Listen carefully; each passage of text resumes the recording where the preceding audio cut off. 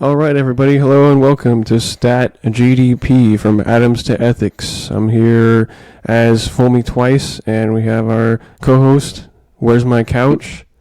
Yeah, I'm here as Where's My Couch? Still looking for my couch. I'm sure you're I making don't some think I'll ever progress find on it. that now, right? it. It's probably somewhere in South Africa. That's the last time I heard of it. Yeah, they're probably surfing on it down there. As we know, it's going to be a warm season right now, although it is trending towards the fall, I guess, over there, as we're now in March, so happy March. I'd say happy March to them, but they have my couch. Yeah, disappointing.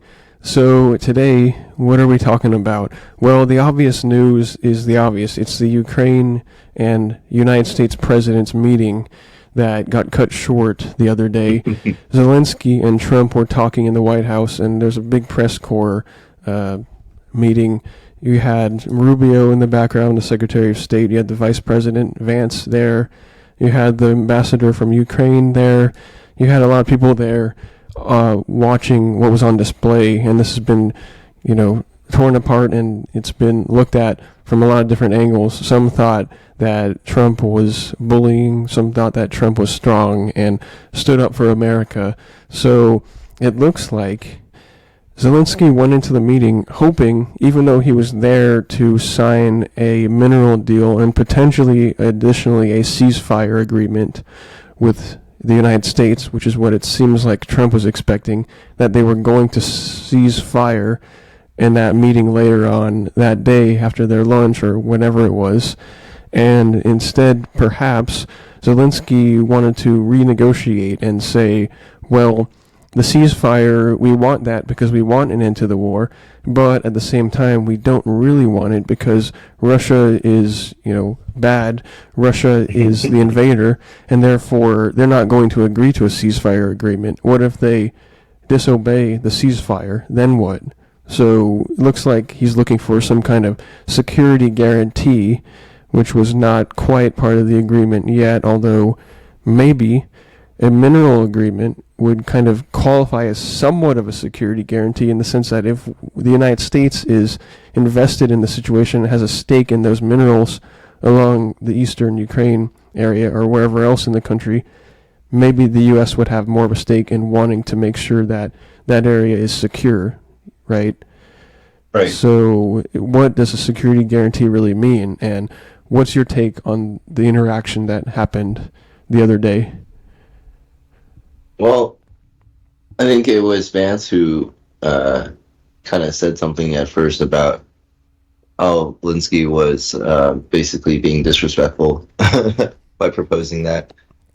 But I guess that's where the tension kind of rose during that meeting. It's like after that was stated, Trump kind of came in and it's just like sort of teasing World War III, which I thought, yeah, which is probably why a lot and bullying and that kind of stuff. But I don't know. Someone's got to do it. You can't have. I just don't think that we need to see like some sort of like nice political interaction where everything's all cordial. It's like, no, I mean, it's a heated time in history and in mankind, and we should just behave accordingly, right? We shouldn't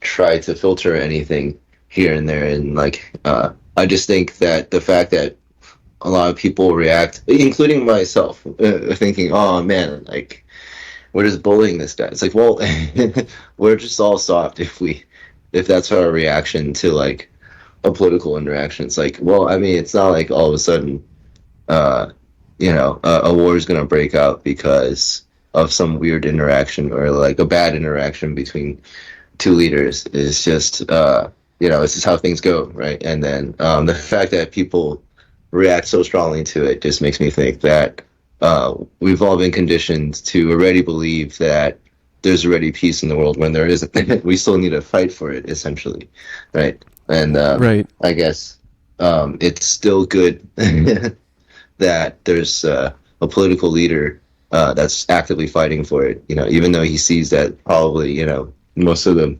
people in the nation are kind of sheepish or something. But I guess he doesn't actively say it as much anymore. At least not in this presidency. He just kind of goes for the really like leadership kind of role where I guess it looks like bullying, right?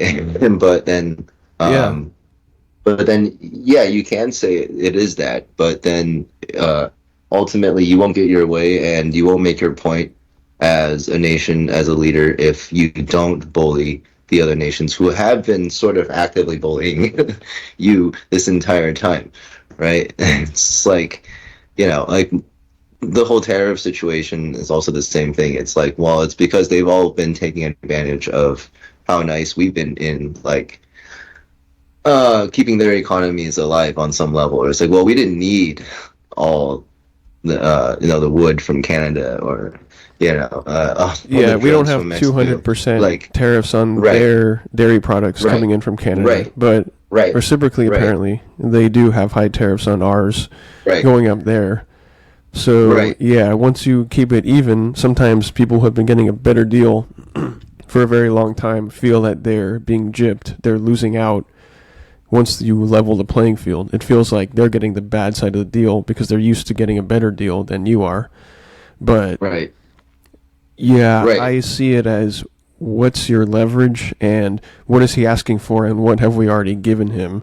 So Trump is saying we've already gone in for $350 billion dollars or something. I don't know if it's that much, but it's in the $100+ billion kind of range oh, of right, however much we've contributed to the armaments and not any boots on the ground officially, although there have been some people who have somehow taken up arms and gone into Ukraine as Americans who don't have anything to do with Ukraine, but they're so on the grounds of freedom fighting for any territory anywhere, I guess, that they think the U.S. should have a stake in terms of defending Europe and keeping Russia farther east, that they've actually gone in and done that. And it's obviously not officially the U.S. policy. We don't have any boots on the ground that are active military, on record over there. But if they're running out of people, if they've declined, if their population has gone down, 10, 15, 20%, and basically half of them have left the territories that are under attack, and they have so many deaths, I don't know if it's a million, but hundreds of thousands of people have died on the Ukrainian side. They're running out of manpower, right? And it sucks for them. It's sad to see. And the question is, how do you get the manpower to actually actively fight back and regain the territories that have been lost in East Ukraine that Zelensky wants to take back, right? And apparently, and this is the opinion of most Americans, I believe, we don't want to go fight in foreign wars. We don't want to go right, put our boots on the ground to go shoot and get shot at in order to defend another border other than our right, own, right? Most of us are right, just right, not willing. right, right. That's So, true. There's not enough incentive for most Americans to go fight for another nation, essentially, right? But then I don't know. I don't know what they pitch to all the soldiers and stuff. It's like, well, you're fighting for your nation, and it's like this really blanket, emotional blanket statement kind of thing. It's like, oh yeah, let's go and freedom fight. get locked and loaded, and Yeah. like like modern warfare, Call of Duty style. It's like you kind of brainwash everybody to just go and want to be involved in warfare instead of realizing what it is they're actually fighting for. But then it's the same for like most nations, like Russian soldiers as well, and like most of them are just from like poor areas where they probably don't know much better, or they're probably promised some sort of return if like they do like well for the country and stuff like that. And I guess yeah, They'll be a war's hero. always going Yeah. to be there. Yeah, yeah, It's but glorified. yeah, it really is. Um, but sorry, yeah, but I didn't want to go off topic there. But basically, I don't think we were bullying Zelensky. I don't think uh, our administration was. I think you know it, he probably knew that Trump, going into the meeting, what kind of guy Trump is, right? And that Yeah. Trump probably would take like zero BS Yeah, he on would any push level, back. Yeah. right? Yeah, right.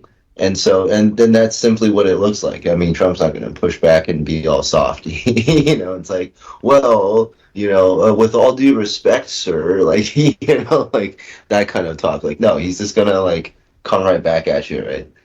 So, and his entire administration has been, you can say, sort of brainwashed into like having the same sort of confidence. You know what I mean? Like this sort of blind confidence to just jump into a situation. Well, because Trump's here, like he's gonna back us up. Like he's gonna like talk his way out of this, which he always does, right? And so like, I just kind of felt that in the room too. It's like from the inauguration day till now, it feels like most people in the room just seem like they give off this more confident energy because they know they're in the room with like the guy, the guy who makes things happen or something. Yeah. but, And so yeah. if victory is what Zelensky wants, obviously he does. And obviously, when you're in that position, when you've been invaded, you want to take back the territory you've lost, or else you feel like you have lost, that you've been fighting a losing battle, and now you're going to surrender. You never want to do that because gradually, over time, if you're fighting to take back territory in the beginning of being invaded, you haven't lost any territory yet. You're just fighting to stay on level ground, I guess, with the borders as they currently stood. But I get it on his perspective that he wants to restore what Ukraine once had, which is control of the Donbass region of the eastern oblasts and Crimea in Ukraine. And those areas are under Russian control, unfortunately. I mean, that's the reality. It's not a happy reality for non-Russians, for Ukrainians. It's not a happy reality for the Europeans who want to see the borders of Russia pushed as far east as possible. It's not a happy reality for a lot of NATO because that's what they were kind of founded to kind of control. But it's still a reality. I mean, Russia, if everything were just taken out as far as NATO support and armaments and funds and all, and the javelins or whatever, the missiles we gave them, then they would have lost apparently a long time ago, according to U.S. intelligence and according to Zelensky, it's Russian intelligence saying that, but it also is U.S. intelligence going back years saying the same thing, that Russia could take Ukraine relatively overwhelmingly without help on NATO, NATO side helping Ukraine, which is basically the U.S. helping Ukraine. And so if he wants victory, then he doesn't want the war to stop. That's the dark irony of this situation, is his legacy. And now, when you're under martial law, you don't have to hold elections in Ukraine. So he's effectively dictator, kind of. I mean, Trump gets called a dictator by people who are not on his side, of course, but Zelensky qualifies more literally as a dictator at this point because the longer the war goes on, the longer he stays in power and receives funding still, which we know that, nations are corrupt, leaders of nations are corrupt, our nation is corrupt, but so is Ukraine, very much so. He's probably getting relatively wealthy off of the funding, and so he doesn't, unfortunately, have that much of an incentive for the war to stop immediately. He wants it to be supported, he wants it to continue, and he wants to take back territories he's lost, which makes sense, but how do you get there without us fighting with our own flesh on the ground there? I guess that's what he needs and what he wants is to risk World War III because he's in a desperate situation, which again I understand, but we are not willing to risk World War III. You know what I mean? Right. And I guess he also knows that, and but he has to push the buttons to I don't know, just to play the game, I guess. But he did look pretty uncomfortable doing that. I guess that's one thing. But no, you're right.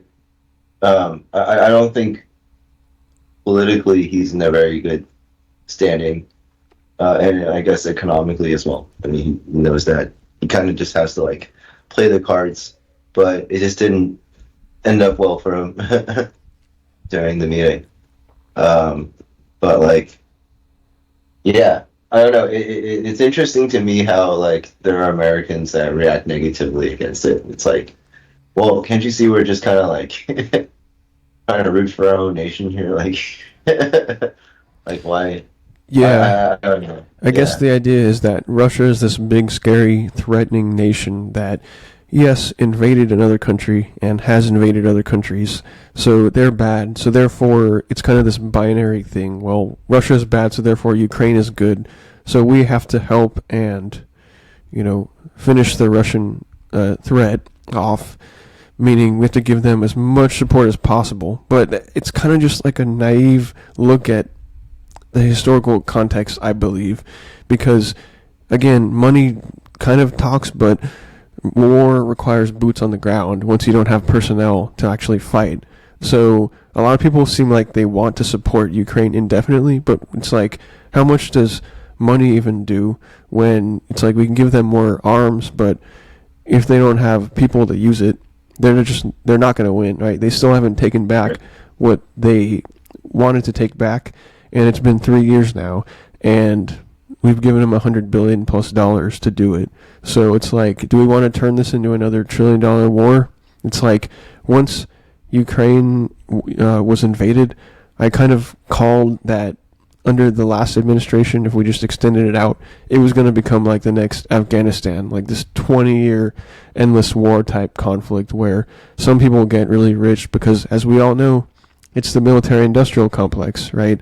Some people right. get rich off indefinite war, so that's the kind of situation I see it being right now. And a lot of people, I think, are naive to think because it's this binary good-evil situation, they have to continue to support the military-industrial complex somehow, unwilling. Like, it's like they may not consciously think that that's what they're supporting, but it's like they're turning into the George Bush supporting Republicans of like 2004, even though they're Democrats who supported Biden. It's like they don't even realize it, but they're kind of right there still again. You know what I mean? Oh, okay, okay.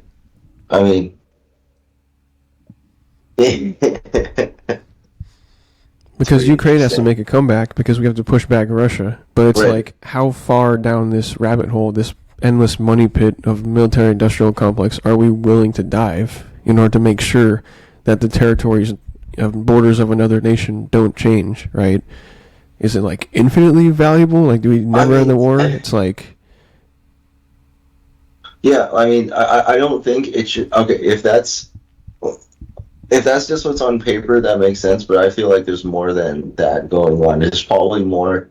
I don't know, something on the resource level or economic level that's just beneficial for us to also just stick in it, kind of thing. I guess I don't know enough about the complexities of all that to make any like true statements here, but like it just seems like for any war that America really insists on staying in, or like effectively staying in for a long time, even if you know it states that it doesn't want to be in the war. Like it's usually for some like unstated resource or something like that, right? Like there's some other benefit that we're getting from being in that war as well. Maybe it's also financially or economically like beneficial for us, essentially. right, right. And like, I guess I can't really think how exactly it is, but I guess wars always fund both sides, right? Um, and that's always been the case. So maybe perhaps we also don't want the war to end like all of a sudden either. But we have to play as if we do, and they have to play as if they're like, oh my goodness, like we're they're gonna end the war and we're all gonna like not make money anymore or something. I don't know. Maybe I'm just being like really pessimistic about like the whole world leaders thing. But like if everyone's just out to make money, then I guess that's it, right? It's just like, well, how long can you like keep the charade going for, essentially? Right. Like, Well, what I'm getting yeah, at is more so the general public's understanding of the situation, which is the sure. kind of binary kind of I would say, naive level understanding of that it is absolute good versus absolute evil. So therefore, you must absolutely repel evil like infinitely, and that is vested in the state of Russia or the Russian Federation, and therefore we have to continue to fight the war. And it's like, no, everyone knows we need to end war because war is bad, but we're seeing the pushback from those who say Trump did a bad job or made a fool of himself, as they always say, where, how dare he not agree to the deal or, be rude or bully Zelensky, because we need to fight back hard against Russia right now. But in order to escalate that fast, we need to just send tens of thousands of our own troops, or from NATO at least, to the ground to beat Russia. And it's like, are we willing to do that? No. But a lot of people, because it's kind of this quick fix type naive level understanding of the news where, Russia's bad, so we need to beat them. We just want to win.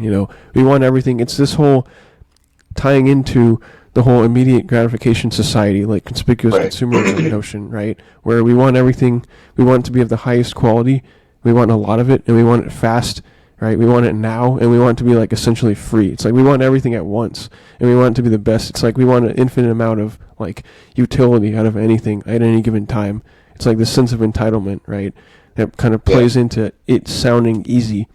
Like we should just beat them, right? It's like, yeah, we could beat them. We could nuke Russia right now if we wanted, and just take them all out. But whatever happened to like the escalation and mutual assured destruction, like we still know about that. So it's like we should think a step ahead and know the path to de-escalation. And I guess that's the kind of thing that Trump is calling, that the way to de-escalation is knowing where we currently stand and who has the leverage. And unfortunately, Russia has the leverage in Ukraine because they were the stronger, more powerful, militarized country, and we're more powerful than them. But it's going to be really bad, mutually assured destruction, if we really want to go into that war directly. And everyone knows that if they think about it, right? Well, yeah, of course. Yeah, I mean, no one really wants that, I guess. But, like, I don't know. I guess that would be a really interesting outcome. And we would be really in for quite a bit of a shift there. But, no, I agree in terms of the polarization of, like, the views that the masses will have, or that they have towards this whole issue. Yeah, I don't know. I still think that it's probably going to continue for a bit, essentially. Like, the the whole like war between Russia and Ukraine is probably still going to go on, regardless of whether or not we do anything about it. And the more we try to do something about it, the more like, World War III, the idea of it's going to keep getting thrown out in the news and stuff. But like, is that ever even going to happen either? I don't know. I guess basically I just keep going back to like the thought of, well, everything's just going to be stuck in some limbo of like some like it's technically like a balanced yin yang state where everything's always like, about to erupt, but like about to calm down completely at the same time. Like, and so it's just like this weird, like polarizing magnetic effect where, everything still balances out. Like the net is still zero at the end of the day. Like there's all this talk that goes both directions, like super polarizing, and then still nothing happens. Like, effect, like outcome wise, right? So, it's still just that, right? Maybe like 3 or 4 years from now, it's not going to be much different, like in terms of day-to-day life for most people in both countries, in all the nations that we've been talking about so far. I think, like, I think people just react to news like really strongly, really quickly. Like you say, it's part of that instant gratification idea, but part of it is also we're so reliant on instant gratification that our like emotions are purely on many levels dictated by what we're getting our instant gratification from, right? So for a lot of people, it's like that.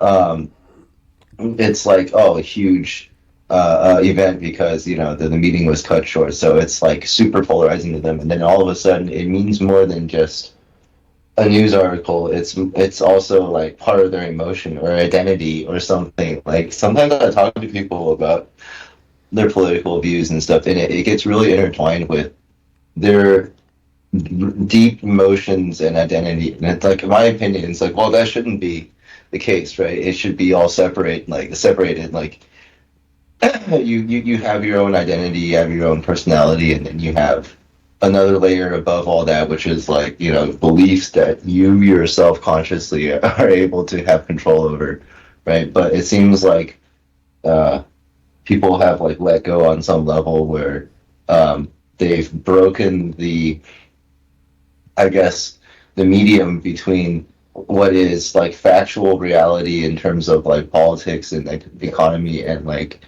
their emotional reality essentially. So yeah. Yeah, it's like we don't even really want to know the reality so much anymore, as much as diving into the simulation events of the fact that we want to know something immediately. We want to know, for example, if you're an anti-Trumper, it's like you want to get up and look at the news and think, what did Trump do bad today? What is the bad orange man doing that's really bad today that they're talking about him going unhinged, even more so than he's always already maximizing the unhingedness, like every minute of every day, constantly for 10 straight years somehow, and still like maximizing the unhingedness. It's like, what did he do that's crazy today? And how much more outrage can I still get today than last time, because he's falling apart, he's collapsing constantly for 10 straight years, right?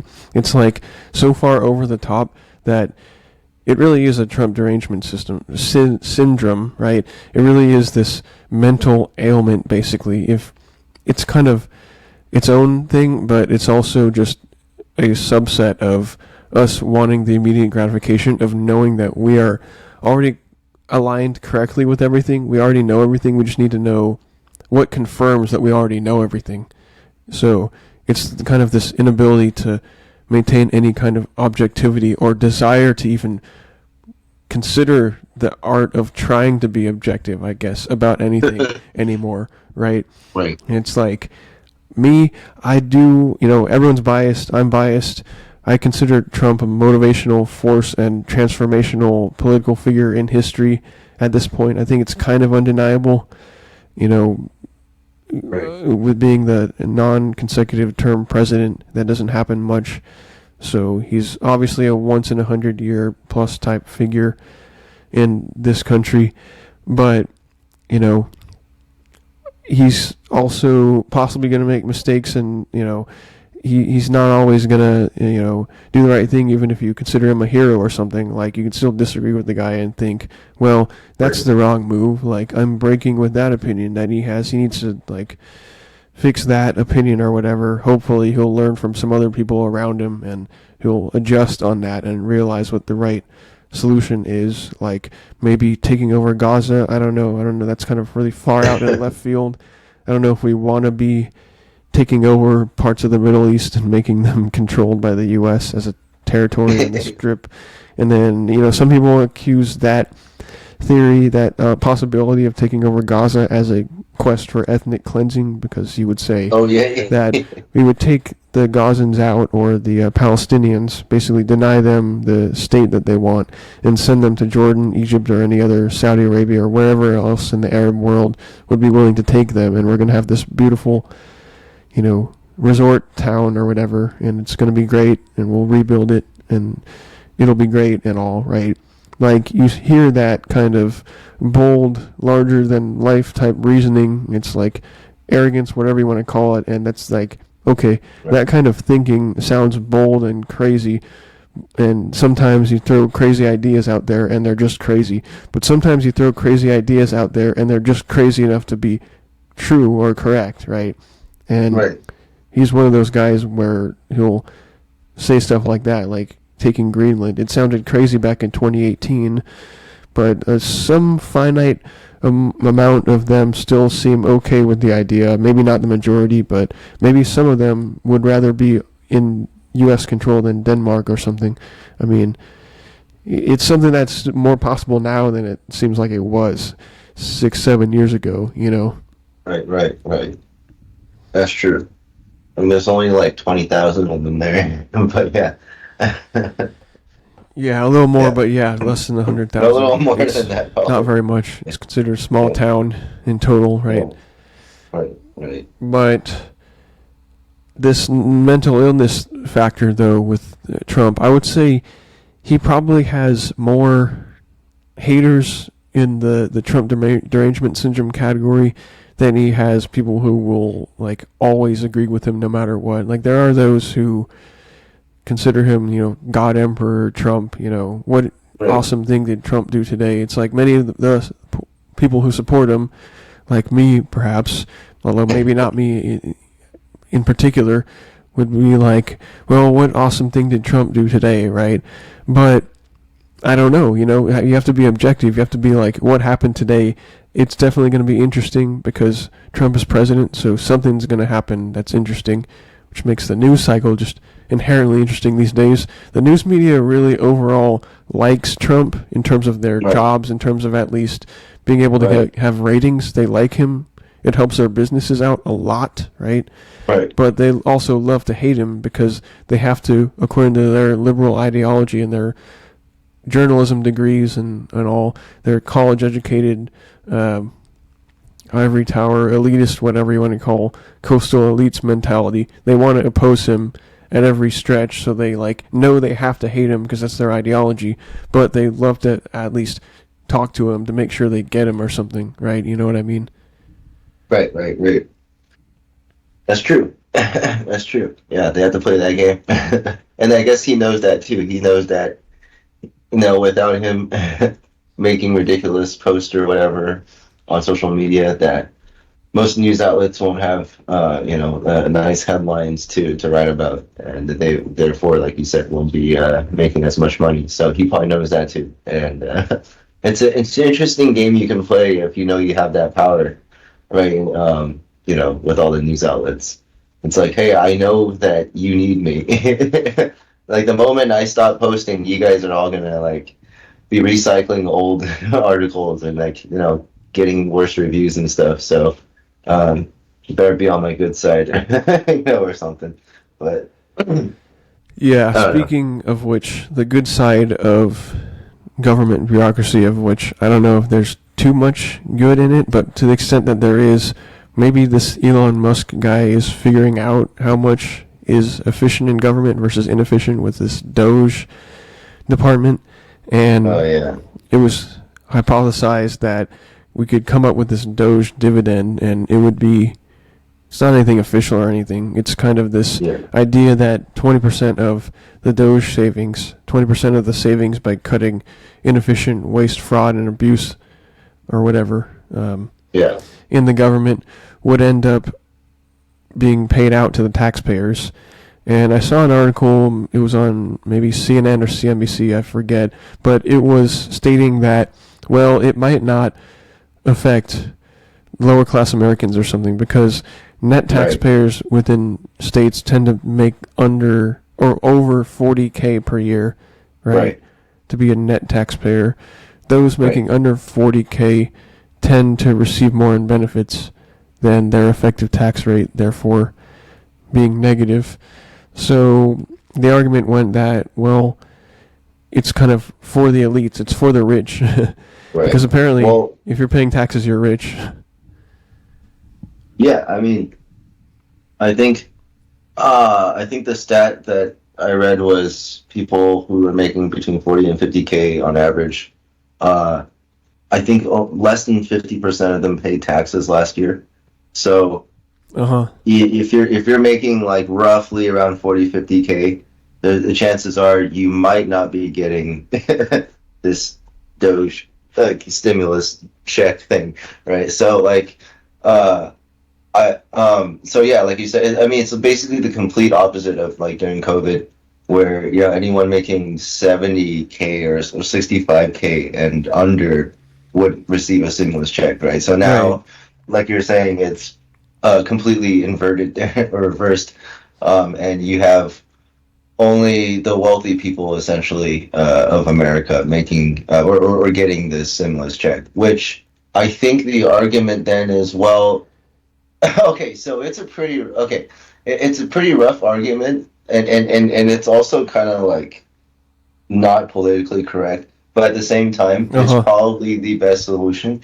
But I think the argument is like, well, if you give the payout to low income individuals, they'll probably just squander the money on whatever it is that made them in that financial situation, that economic situation in the first place, right? So they're probably gonna, just spend on vacations and like material goods and whatnot. But if you pay it out towards middle class and up, then they're going to be paying off loans, which effectively doesn't increase inflation, which it would in the previous case, right? Because you're basically just making people spend on commercial goods and whatnot, which is you're just stimulating the economy, right? It's a very inflationary, right? But in this case, if you're handing money out to people who are quote unquote, better investing or money, paying off existing debt, right? Paying off existing loans that are real loans, like assets, like houses and cars and stuff that are needed for sustaining family and sustaining America, whatever, right? And so it's like, if you do that, then it's deflationary, right. And at the same time, you are lowering the overall national debt. So I do agree with that approach, but is that effectively what's going to happen? I don't know. It really depends on the massive goal of cutting $2 trillion in government spending in order for that to equate to $5,000 per taxpayer. So we should not be expecting or baking into our budgeting equations, in my opinion, anything to do with a $5,000 handout. That, now that I've mentioned it, is already unfortunate, because now that I'm thinking about it, I'm starting to think about that, how nice it would be for the government to give back $5,000. That'd be a good check from the government, right, for a taxpayer. And so that's probably not going to happen, but it is a high expectation, and maybe it's like a tenth of that or something, or maybe it's a quarter of that. Anything would be good, really, but cutting out waste and fraud and inefficiency in the government is just inherently a good idea, in my opinion, at this point, because it's the organization that has the most money, but is the most wasteful with it, because they create, or at least are in cahoots with the Federal Reserve that creates all the money. So it's a really corrupt incentive structure, I guess. And there's probably a lot of stuff that Musk could probably figure out how to get rid of. And a lot of freeloaders are not going to like it, but whoever does like it is the non-freeloader, right? If you don't like it, you're probably more of a freeloader, in my opinion. Right. I mean, so part of me is like, all right, like, is the solution, if the solution is really that simple, then it's kind of beautiful in a sense, right? But is it really that simple? Is it really as simple as saying, hey, let's just cut out the fat and give that back, to the people? I mean, that just sounds like one of the most simplistic solutions you could come up with in any, like, situation. But, like, to actually exact that, I guess maybe with Doge as, the Department of Government Efficiency, like, maybe that would be like the first organization or department that like can actually pull it off. I don't know, but it just sounds like, you know what I mean? It just sounds like kind of like a pipe dream kind of a situation. Well, but, it would have, and it does for the last quarter century, right? Without any balanced budgets since Bush, Obama, Trump the first time, and Biden. And however, if you go back a quarter century, you go back to President Bill Clinton and Speaker of the House Newt Gingrich. It was a bipartisan reconciliation kind of bill budget in the late 90s, where apparently 98, 99, 2000, those era budgets were balanced. They had a surplus, right? Mm-hmm. So the U.S. government did have a surplus. They were paying off debt in the late 90s, incredibly, right? And that was the last time that ever happened, 25 plus years ago. So apparently it's doable. Apparently we can cut the budget because we have massive revenue. And apparently you just need to get enough people on board in Congress to do that. And sometimes you see people flip that you wouldn't expect flip because it's all their own financial incentive. Like, for example, you see people who are very liberal-minded. They might want higher taxes on rich people and therefore higher taxes in general, effectively, because the rich people pay most of the taxes, right? So it's basically what they're saying, without saying it explicitly usually. But you have liberal-minded people who may have wage jobs where they get paid overtime if they work extra hours, and they want this no tax on overtime to pass. It's a Trump bill. It's a Republican bill passing through the House. I think it needs to go through the Senate to fully pass once Trump would then sign it because he wants it. It's what he ran on, right? But they're all in favor of it because it would incentivize them. It would be better for them financially. So you have these people who hate Trump with a passion, but they want him to pass the bill that he said he was going to pass at the same time. Yeah, right. Which is kind of funny, right? They didn't want him to be in office, but now that he's there, it's like they're going to hold him to an extremely, effectively, infinitely high standard because everything he does is inherently bad if you don't like him. But you want him to do this task he said he was going to do. It's like, I guess they agree with aspects of his campaign now that they realize it'll financially benefit them. Yeah, I mean, you're right, and it's not even like they're trying to deal with, we just have to dig out the bottom of the barrel for this stuff. No, this is kind of like stuff they wanted even before the election, probably. They just couldn't admit it because they had to be pigeonholed into whatever party or the beliefs of their own party kind of thing. And so now that they're in it, they're like, they get to like actively push for all these things. Like, oh, you say you're going to do it? Well, go do it then. Like, let's see it. Like, but they've been rooting it for it the whole time, in my opinion. But anyway. Right. I mean, because that is a huge incentive when and it's part of this no tax on Social Security benefits for seniors, I believe, in addition to no tax on tips.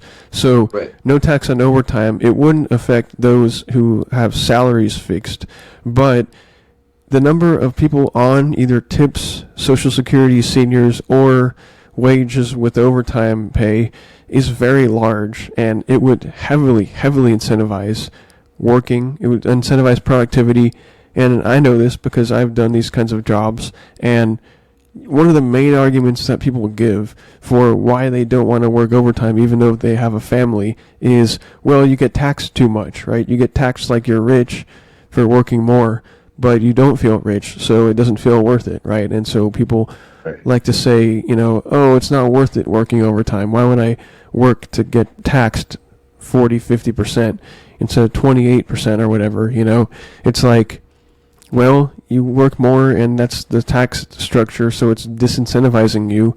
So it's an unfortunate tax structure. But what else are you going to do? What else are you going to do to make money, right? If you want to make money for your family and you have a job where you're going to be able to make that money, it's still like getting paid more, right? It's just not getting paid absolutely 1.5 times. It's like slightly less than 1.5. You're still getting paid more than usual, right? But a lot of people, they use that as an argument of why they don't want to work overtime that they would otherwise. So I see it as a huge incentive for productivity and basically a boost to the economy if that were to happen. That's true. People get caught up on like these applying these emotional thresholds to numbers that don't make any sense, right? Like the whole 1.5x that we're saying. It's like, well, what if you're getting 1.4? It means you're not going to do it. So you're still getting 40% more than what you would have originally got, like per hour. But you're saying no because you have this weird, like, conceptual, emotional attachment to like 1.5x. So, but no, I get what you're saying. Yeah, it's like giving up on making more money because you get taxed higher. Right. That kind of makes the whole tax financial incentive structure bogus at the beginning because it means that we don't really understand human nature with the way we design our tax codes. We assume that, well, the rich don't need as much money because they're rich, so they don't need it, so we can tax them higher. But unfortunately, they kind of do need it because they're the ones investing and making the risky business decisions of these high-level investments in starting businesses. So unfortunately, the rich do need a lot of money because they're going to be throwing it around and maybe going bankrupt if they don't make the right large-scale financial decision. Whereas us, as wage workers or salaried people who are for the company working at will, don't own the company, we have it kind of easy in a sense because we have less skin in the game, we have less of a stake in it. We don't go bankrupt if the company goes bankrupt. We can just get another job and go to some similar corporation and we'll just have the same job or similar, Right. So like, lucky us. Yeah. Yeah. No, no, that's true. That's true. I forget what I was gonna say to that. But I guess I guess, the older I get, the more I realize that end of the day, it's not about the consumer isn't the one that runs the nation. It's the people, it's the wealthy people, right? It's the people who own corporations who are literally invested in the nation that actually, are invested in the nation, right? Us end consumers, we can buy iPhones every year. We can upgrade all our devices every year. We can claim, hey, like without us, you corporations won't be anything without our demand. But then I would say that the argument from corporation point of view is that we'll always find something that to convince you that we'll always find something that to convince you that you want, basically, right? And then like we'll convince you of anything, and then we'll convince you that you want it, that there's a shortage of it, and that you need to hoard it, and you're going to spend on it, right? So, end of the day, I don't think the consumer runs the country. I still think the wealthy people run the country, and maybe that's what needs to be focused on, right? Sadly, it's like the 1% or less of the population who owns 99% or more of everything. It's like, well, technically they do run this country, and there's nothing that us 99% of the population can do to really fight against that. We can try to hunt them all down, burn down all their houses, but they're still going to win, in terms of spinning things the way they want in order to get the outcome, or whatever it is, politically, economically, to gain, whatever they want to be in their favor, right? So, end of the day, I forget why I'm saying this, but basically, us end consumers don't have any kind of say in anything. So, I guess it wraps back to the whole Doge situation, where it does make sense that you're giving money back to the people who are actually invested in the nation,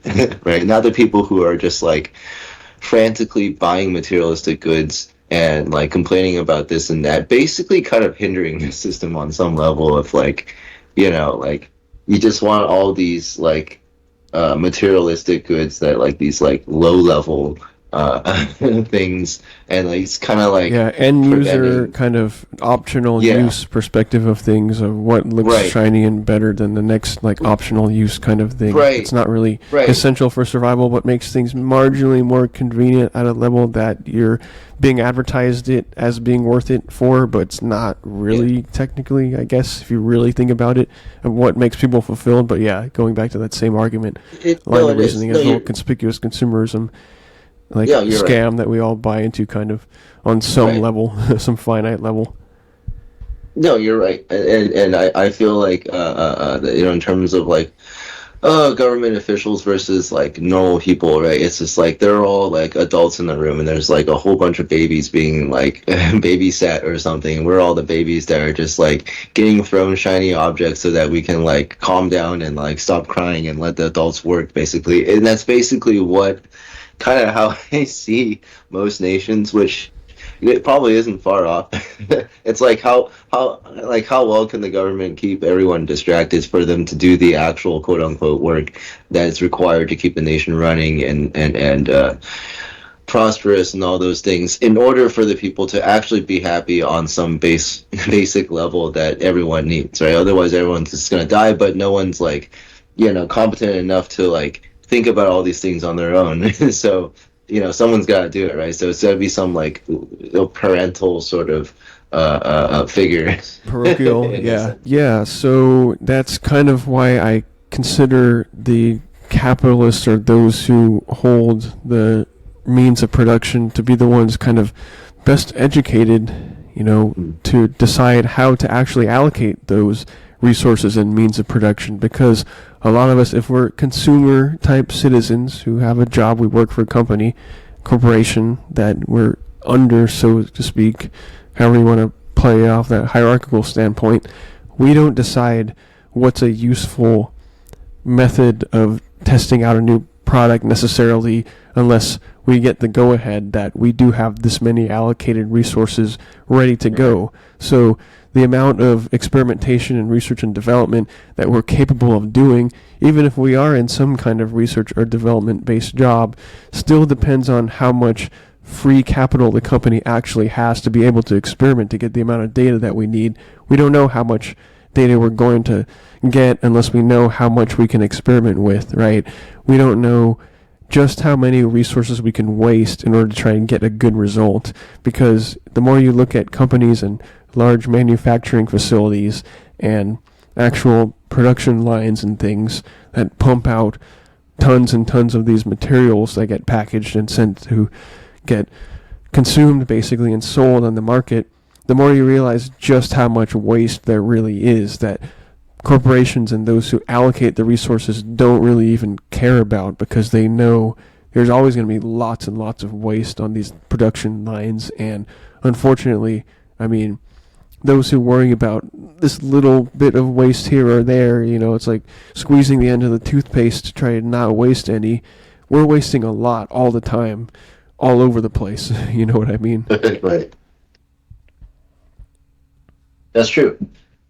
So I guess we do need a Department of Government Efficiency, but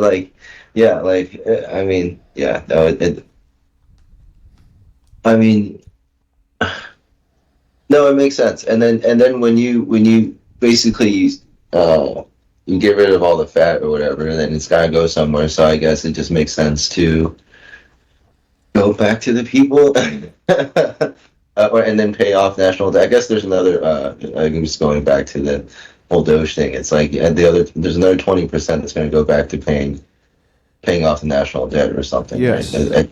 Yeah. So 20% is to go back to the people, 20% to the national debt, and then the other 60% for what, I'm not sure.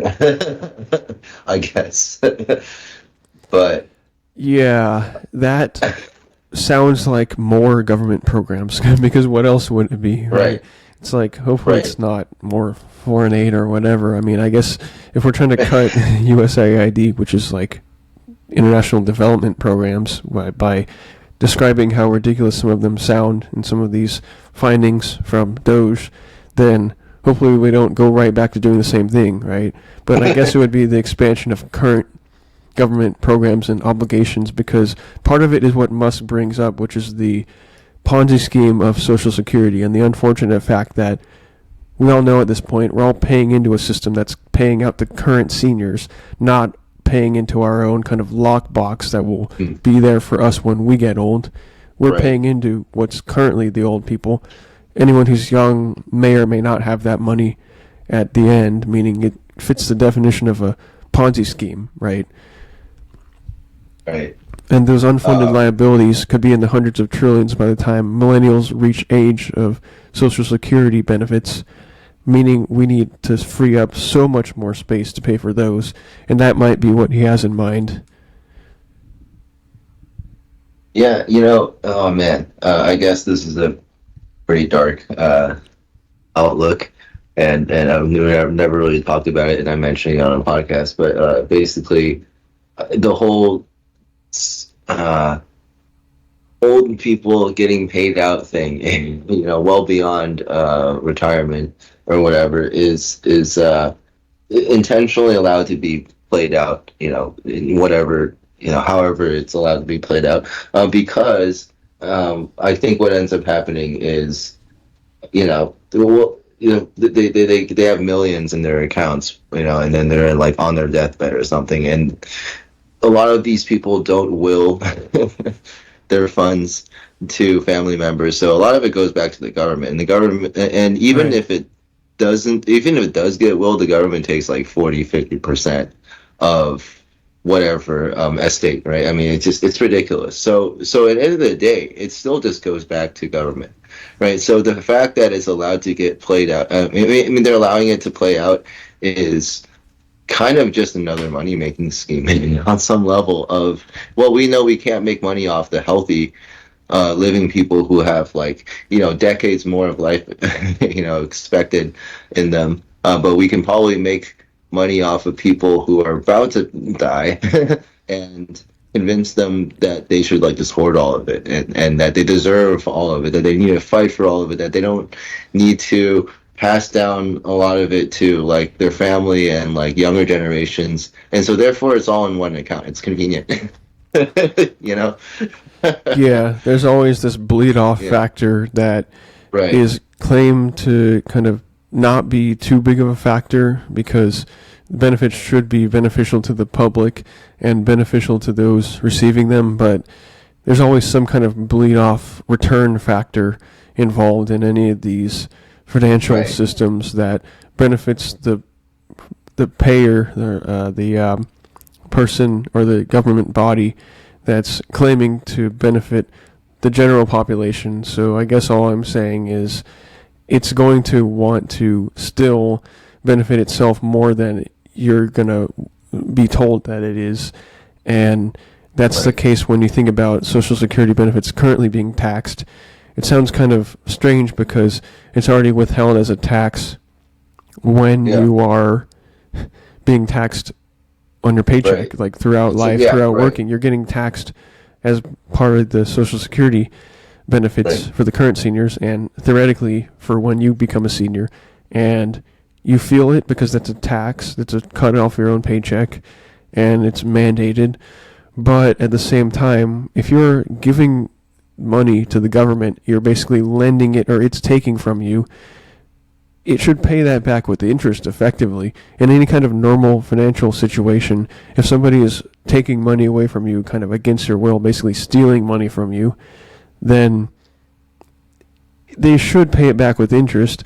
In like a friendly borrowing situation, you may not charge your friend interest on a loan. You might just loan them a couple $100 or something, and if they're low on money or something, you're willing to give it out and not feed into their addiction or toxicity or something, and you're willing to give it out for a little while, and you say, well, just pay me back next month, or whenever you make enough, you may just want the same amount back. But if someone's taking your money and using it in a way where we have all these banking systems that have these interest rates, it should be paid back with interest. So if anything, you shouldn't be taxed on it. You should be like taxing the government on that. It took away from you, so you should get back even more, basically, if it were any kind of reasonable financial system. You know what I mean?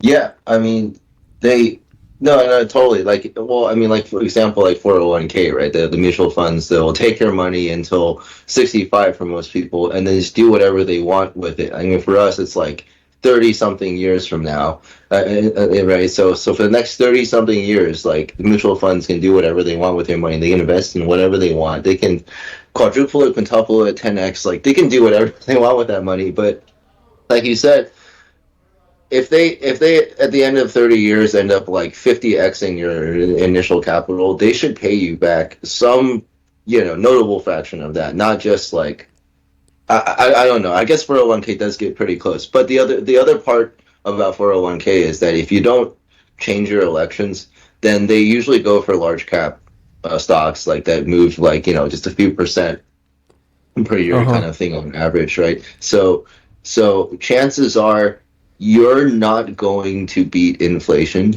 with Right. the amount that you get on your 401k portfolio. But the mutual funds have so much capital, they're definitely going to make money, and so it's really not about you still.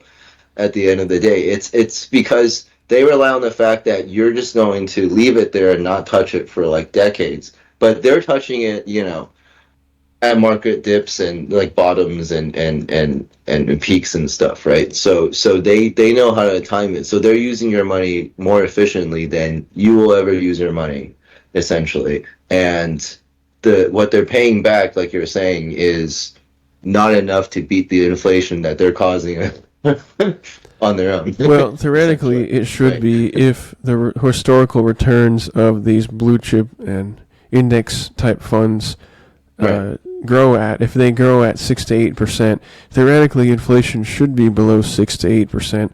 But, in recent years, it has not necessarily been below that. So, yeah, it may or may not beat inflation. You just hope that it does.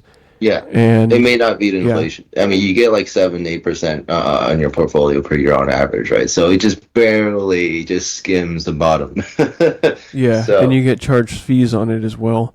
So at every point in this financial transaction system, it's like it has been introduced in a way that it's presented as beneficial to you, such that it must constantly charge you a convenience fee at each step in which you use it, as if it is entirely beneficial to you and you should be grateful for its existence, when at the end of the day, even though it's a very divisible unit of currency that we use and is easier to divide up than bars of gold and whatnot, still at the end of the day, we know money is fake on some level. So how beneficial is it really? Well, I guess beneficial enough that we're not willing to part with it and do barter and trade relationships with our local communities, I guess. Because I guess we're just all too lazy at this point to do that. Well, we're all too lazy to depend on a new system or to change our beliefs to agree on a new system. Even though we all probably desperately yearn for it on some level, like we all probably hope that we don't need to like depend on money, work for money, live for money, that kind of stuff, right? Like, but we are all too like scared to change that core belief that we need that medium of transaction in order to confirm a transaction, in order to feel value, feel worth, and that kind of stuff, right? So I think because of that, I keep going back to putting everyone in the same room as all the money. That doesn't work out well. It won't work out well, because even if you got everyone in the same room with all the money in the world, there's no promise that everyone would let go of this emotional like instinct of thinking that everything there is still worth a lot. Like it might just end up with everyone just killing each other off for all the money that's left in the room, not thinking about the fact that, well, if all the money is in the room right here, there's nothing else outside, there's nothing to be spent, and we can all just burn it here right now and like leave. But no, we'll probably all burn each other down fighting for it, right? Because we can't let go of this instinctual like kind of reaction we have for it now. Yeah, I mean, it is a very interesting thought experiment, because you're assuming that everyone knows that all the currency is in one room or one pit or whatever, and everyone knows it's there, and everyone knows that everyone is there. So it's like everyone knows that, assuming the same mindset was still in play with everyone else with wanting money, then it would have to be the case that they would fight tooth and nail or whatever to gather back enough of what they wanted or had. And I guess it would have to result in escalation towards mass kill-offs. It would have to, because everyone who currently desires money and values money also believes that they're not getting a very good end of the deal, because I just got done stating exactly such, that the whole financial system is designed to benefit only those who control the supply of the money, or not the most of the consumers. And I'm basically admitting that, using the financial system scams me and everyone else out of our money or whatever that we are owed or deserved or whatever, with all these bleed off inefficiency factors and all in these taxes. So I guess even I am subject to this same principle, which is that anyone who values money knows that they deserve more than they currently have, even though technically at the end of the day, if money is fake, then none of us deserve any of it. But it's like, how would that principle flip in the moment where there's all this money in the same pit and that's all the money? I think we would all still be like, oh, I deserve more than I currently have, and that's because I can grab at this stuff right here and realize I'll have like tens of thousands of dollars more than I currently have. And wouldn't that be nice? Because I've paid taxes, so therefore tax is theft, so I might as well take it all back right now. It's like even libertarianism gets you to killing each other off. It's like, it's almost like all ideologies like mesh into the idea that it's going to be this large clash, basically. Even the most peaceful outcome I can think of is just the prolonging of money itself, where you get everyone like in all the different types of currencies in the world together in one room, and everyone's like, okay, hold on. Like, there's like, 7 billion of us or whatever, and there's all these different types of paper dollars here. Let's find a way to like weigh them all and agree on like a unit value of each thing so that we can like properly disperse like of all of them, like and like make sure we all walk away with the same exact amount. Kind of thing, no, right? Yeah, right. We would not agree on the distribution of that. Nobody would ever agree. On an even we wouldn't agree on equality, and we wouldn't agree on a exponential or Poisson uneven distribution. We wouldn't agree on anything. So it would immediately result in mass conflict. Violent conflict. Because it's all up for grabs, so up for jabs, basically. Yeah, like who? Yeah, right. Who calls the shots at that point? Like everyone's like, "Oh, who are you?" Like some guy stands up and says, "No, I decree that we should like all like, distribute this properly." Like, "Oh, who are you? Let's kill that guy." Like, I'm gonna take all of this, But anyway, yeah, it'd be a free for all. I'm pretty sure. It like 999 out of 1,000 cases, basically. Like, like if you were to repeat that experiment 1,000 times, probably only one time it would like come out with everyone like not killing each other off. Yeah, something like that. I mean, we basically could not agree on any reasonable distribution, and what sounds like a reasonable distribution you might think it would be a uniform distribution, which is total equality, but we don't really believe in equality because what we believe in is, I guess, some sense of justice. And if you believe in justice, we make different decisions, and since decisions have consequences, and we believe justice means giving people the consequences of their actions, giving them what they deserve, we make different decisions, we get different outcomes. So if you believe that line of reasoning, we deserve different stuff because everyone knows that they have made a decision at some point that was a better decision than someone else made at some point, obviously. So everyone thinks they deserve, I guess, better than average or something, I guess, unless they're like very not self-confident or whatever. I mean, most people probably believe they deserve more than they currently have financially, in terms of, if you just make all these arguments I've already made, we're getting scammed and Social Security is a Ponzi scheme. I'm basically still feeding into the argument that we deserve more than we have. But it's like, who's going to give that to us? We can only give that to ourselves, I guess. And in that conflict, it would just happen to be a brawl. I guess I'm just still getting at the same point here, but yeah, it would definitely be a brawl on a mass scale. Yeah, I mean, we all think we deserve more than what we have, but I mean, obviously that's not a very sustainable situation there. But it's like, sorry, I had something to say about us thinking like on the mass level that we all deserve more than what we have, basically, and it's like, at some point we have to realize that we've gotten more than what is organically available, like, and that we've reached our threshold, right? And then we're never going to realize that because we have this. We're kind of brought up with this mentality of don't just be content with where you are, always strive for better, kind of thing, right? Yeah. And I also kind of like don't like that mentality because, well, when do you stop? Like, at some point you should just enjoy life, and enjoying life doesn't necessarily mean you should change everything about it again. You know what I mean? In order to feel better on some level. No, it's like, well, you should just like sink into the moment and feel good about it. And then if you want, you move on, right? But then everyone just wants, it's part of the instant gratification thing. It's like, oh, I got to this level. Now what's next? Right? It's like, well, no, what's next is like, you just like, live in it. You just thrive in it for a bit. Like you let it all sink in, you enjoy it.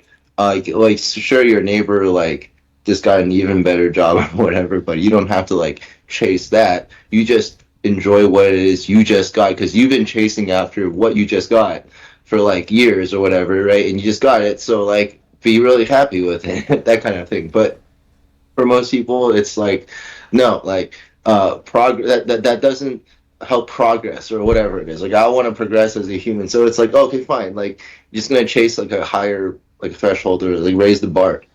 basically, like most people are just going to do that, and that runs into a dead end at some point.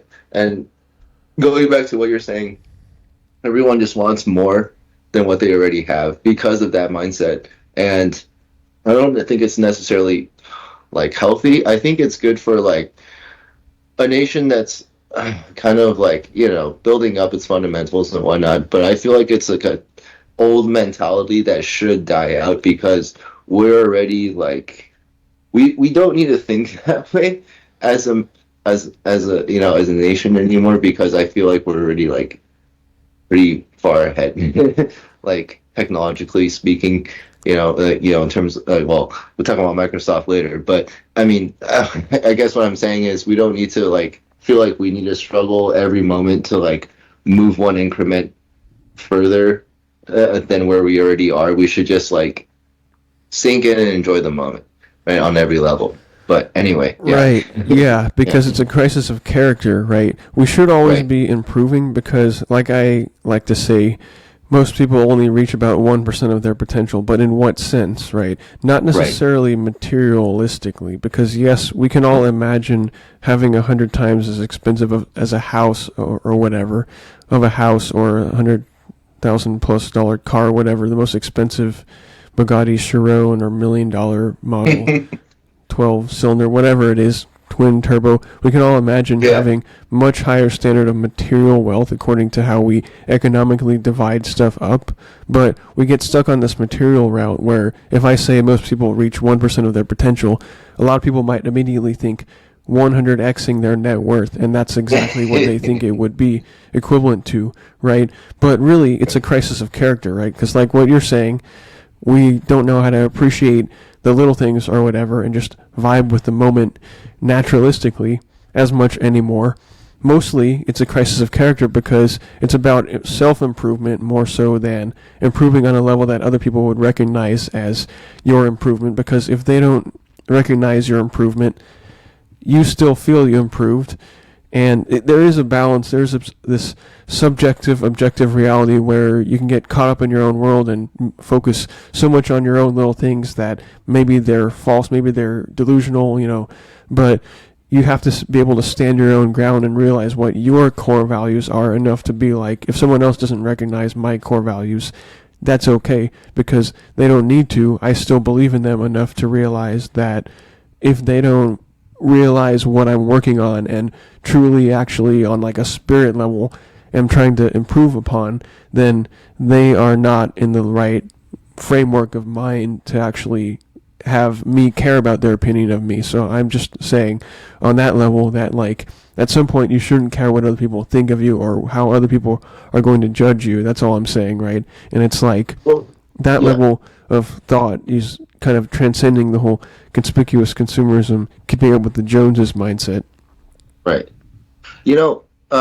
Conceptually, we all want individuality, but emotionally, we can't handle it. And I think that's kind of the clash that society feels. It's like, yeah, everyone wants to be different. Everyone wants to be an individual. But end of the day, they don't feel good doing that because they're kind of ousting themselves from society at some level. It's like, well, the moment you make yourself the best, right? It's like, well, then you're all of a sudden not like everyone else. But deep down, everyone just kind of wants to be like everyone else. So it's like everyone's struggling to be number one while still feeling like they're like part of everyone else at the same time. Yeah, to be relatable. And it's like, to be relatable, right? Yeah. Right. Which things are worth competing in? Which battles are worth fighting? And I think a lot of battles these days, they're not real physical battles necessarily, but they're just these like little petty arguments over things. So how are we going to do this or that in our day of something that will not kill anyone, but it'll just decide the order of things that are going to happen today and like what color something is going to be or what to eat for lunch or whatever. And these little petty interrelational political style arguments that don't really matter. And it's like, how petty of a level do you want to zoom in on to compete with other people on? It's like, or how much do you want to zoom out and just like realize that you have a certain like baseline level of caring about your survival and the health and well-being of those around you enough to realize that I don't know, at some point, most of what we like really worry about on a daily basis doesn't really matter, because most people's lives are like good enough that it's kind of like we might as well enjoy being boring on some level, because there's like too much almost expectation of excitement in every moment that a lot of people Right. don't like the sound of like their own thoughts, because we want to be immediately gratified by entertainment, right? So at some Right. point, like, just enjoy the boringness or something. Or maybe I'm just getting old or something here. Well, But it's most of interesting. life Yeah, is no, boring yeah. technically. It's routine. But you have I to mean, no, you're right. be grateful somehow, even though it's boring, because it's not so exciting that you're gonna die all of a sudden. You know what I mean? I know. I think you're right. I think being quote unquote boring, whatever, like you're saying, maybe an older realization when you get older. But I feel like it's also the correct realization in the sense that you're not fighting against the wave or fighting against the wind kind of thing. Like when you're younger, it's like you always try to like um, question everything that's around you, right? You don't want to go with the status quo or something, just for the sake of not going with it, right? But then when you get older, it's like, well, that's tiring. It's tiring to fight against the wave. I'd rather just like not really swim, float, and let it take me wherever it takes me, and then you realize that, well, that's actually better than just actively fighting, thinking that I have individuality and like thinking I can go wherever I want. It's like, maybe I can perturb my trajectory a little bit, but like ultimately, like this whole like wave is still going one direction kind of thing, right? So then I guess that's something you realize when you get older. Is that right or wrong? I don't know. I guess since I'm older, I'll argue that it's correct to think that um, you don't need to fight against things that are conditioned. Oh, okay. So you don't have to like believe the things that are conditioned into you from when you're younger. You can fight them a little bit just to like stay more organic or whatever that means. Like stay away from like materialistic goods and all that, and like expecting yourself to improve on some weird subjective level relative to society every year. Like just not basically convincing yourself to not be okay with who you are at any given point in time. Like you don't need to do that. Like no one needs to do that, but everyone wants to do that, and I still think it's part of a developing nation kind of mindset. But I don't think we need to be thinking like that as Americans, basically. So it's just like the wrong kind of mindset to have. It's a really interesting place to be because you're in a leading nation where people still think like third world is like I don't know. It's really weird. Like I feel like some people in third world countries like have a much better sense of community than we do.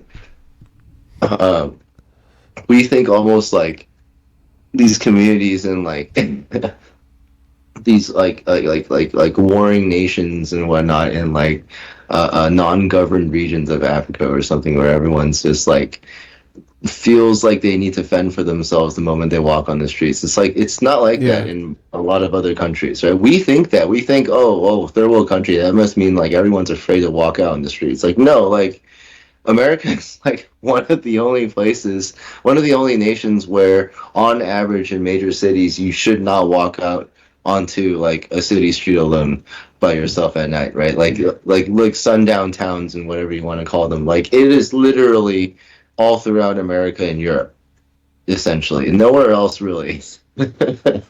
So, Well, now we can go yeah, back to that whole yeah, controversy over diversity and whatnot, and yeah, what is the yeah, level of comfort and a society based on what it desires to be the makeup of those around you and stuff, and right, how Trevor Noah, the mixed race, half black, half white South African right, guy from the Daily Show or whatever that was on Comedy Central or yeah, yeah, whatnot from South Africa, yeah, totally true. is very in favor of segregation now, possibly. I mean, was making an argument about how, well, apartheid was bad in South Africa, so Oh, therefore, once we tried integration, we thought it would be good because diversity is our greatest strength, but now is coming out and actually saying, implying the opposite, where he's saying, well, we tried integration, but integrating still advantages this supremacist society, Right. where if you're in a white majority society, it will pretty much by definition advantage the majority the most, Right. as in any society really does and kind of should, I guess. I mean, most people want, Right. like you're Yeah. saying, to feel like they're in the wave of the tribe that they're in, to feel like they're one with their community and therefore be with the majority, not be leaning too much far away or be ostracized too much, but be one with the majority of their society. Everyone wants that community aspect and that oneness, and therefore every society with a majority of a certain culture or race or religion or whatever will kind of inherently be a supremacist society from the standpoint of those who are not that majority, so are in the minority. You know what I mean? So he kind of implied that, well, integration is not all what it's chalked up to be, and that maybe we do need resegregation or something, at least in part, for those willing to re-engage that program. Yeah, I mean it's that whole yin yang effect again, right? It's just like, well, you can't just go so far towards the bright side or whatever it is. It's like you do need a balance of both forces, and I guess he's just admitting that, which probably didn't get received very well. But well, it was received pretty well by the African lady. I'm not sure if she was Afro-Caribbean, but I think she was okay. African, and she was a professor at some university in some kind of studies where she kind of nodded along with it and wouldn't probably have said it herself, I don't think, but it's like, she's kind of going along with that's an interesting point and seeming pretty okay with it, I guess. Well, I mean, yeah, hats off to him for standing up and making that statement. That's putting himself out there. That's interesting. I'll have to look into that later. Yeah, I didn't know he said that.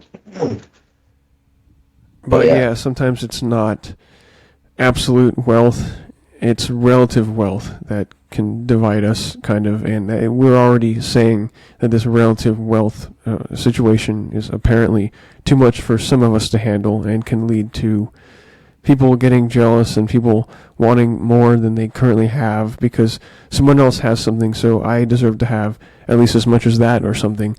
And this mindset that we can always have more maybe allows us or disallows us from ever being satisfied. And so, on that note, what do you think of this new Microsoft quantum chip? Because the gigapixels or the megapixels of human sight, kind of mixing different topics together here, but it's about 17 squared, so about 289 megapixels for a 2020 vision person. Apparently, once you're past 290 megapixels, you're as good as human sight, and you don't really need any more data at that point. And the 200 megapixels, 290, 300 megapixels camera image.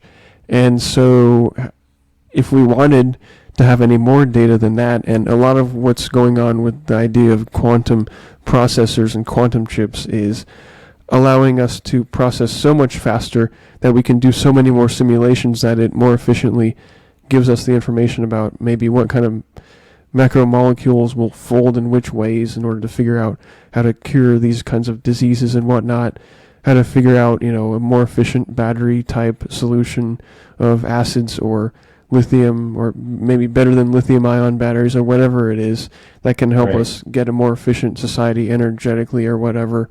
But what do you think of this chip, this indium arsenide semiconductor mixed with an aluminum superconductor at superconducting levels, temperatures below 1.2 Kelvin? It's a very intensely low temperature, although you're saying maybe not all that much. No, it's not too. I mean, the difference in cooling something down to 1 or 2-ish, in this case 1 Kelvin, versus like, I don't know, like 6 decimal points, past the so it's like a difference of like I don't know, thousands of dollars worth of energy versus millions of dollars worth of energy, right? To basically run the same calculation essentially, right? Or batch of calculations. or whatever you want to call them, just to run the same amount of power through that chip. And because it's all in the cooling, right? It's all in the I forget how they cooled for how D-Wave cooled the previous chip. It took like an entire corner of a room to cool down one chip for like 4 quantum bits or something, or 8 quantum bits. I forget how many there were. 8 qubits. Wow. Yeah, like 8 qubits. Like, it was like single-digit qubits, and it took an entire building essentially. And what I think they had to diffuse helium-3 through helium-4, or vice versa, in order to get the final few decimal points of Kelvin, right? In order to cool that chip down, in order to get it just under 50%, or to get the error just under 50%, so that more than Right. half of the results would be 0 versus 1, right? So, I mean, now we're talking about something that is way more scalable, because 1 Kelvin is pretty much attainable by any semiconductor fab I know. Like, Samsung, Apple, like, all these AMAT, all these semiconductor like chip producers, like they can absolutely attain these temperatures, right? And it's not like they're going to be the ones being the forefront of this technology. I mean, the fact that they already can attain these temperatures is just, a proof to the scalability of this new chip by Microsoft. They know. I mean, they probably can't get it into our phones or anything for Right.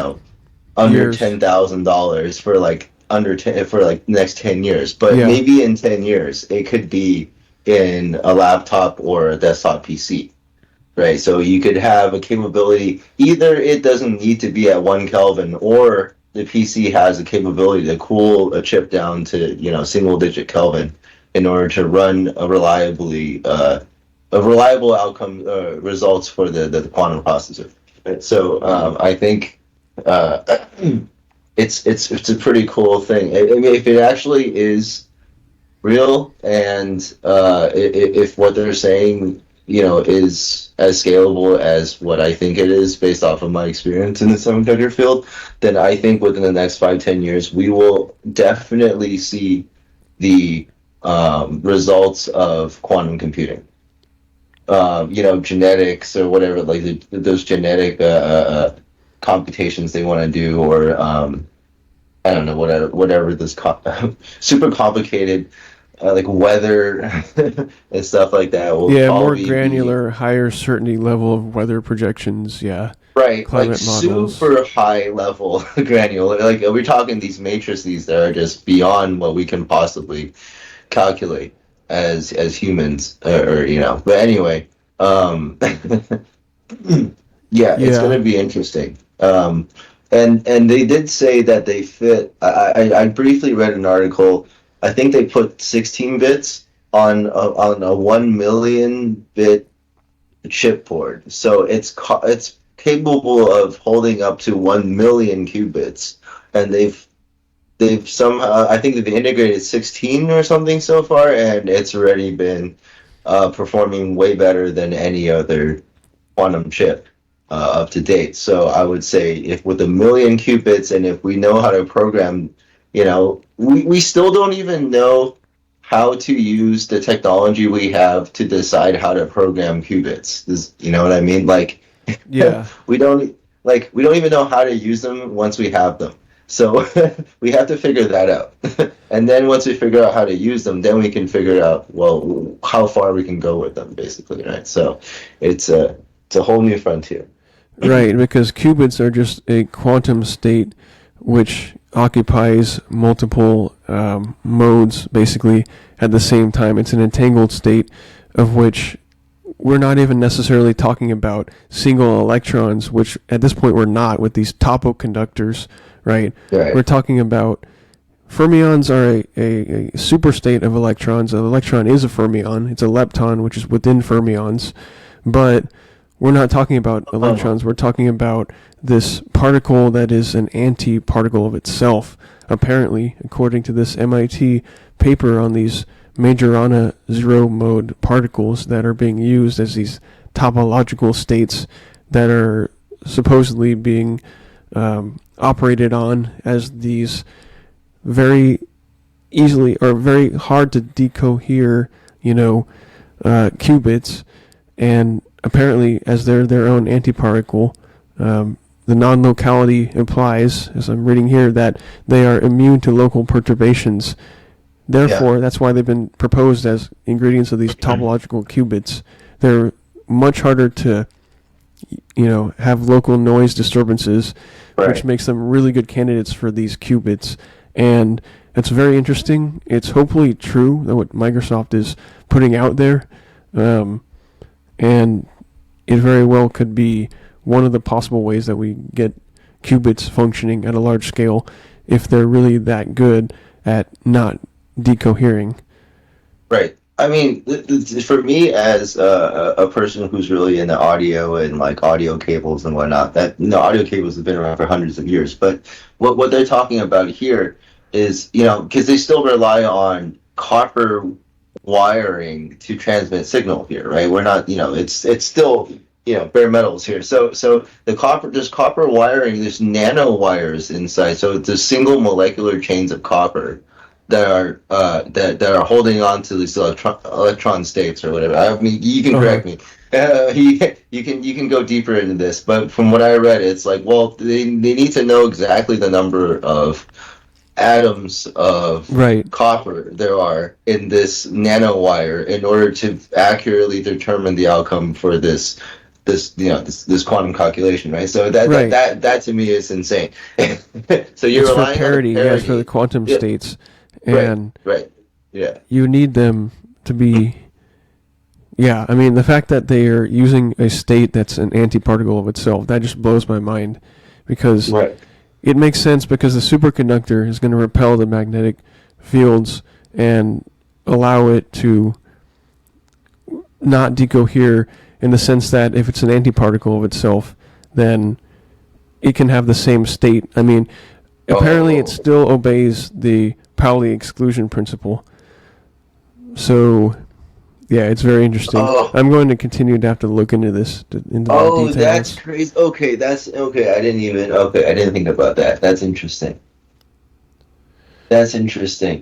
Yeah. But if it's so they figured it out, though. I mean, they got it within 1% error or something. Like it's like really good. It's pretty accurate, effectively.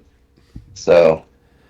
Yeah, that's a really good level of accuracy if it's 99% likely to hold signal on that level, which means million qubits would be highly applicable to calculate perhaps very large systems of a very large level of certainty, like the weather, for example.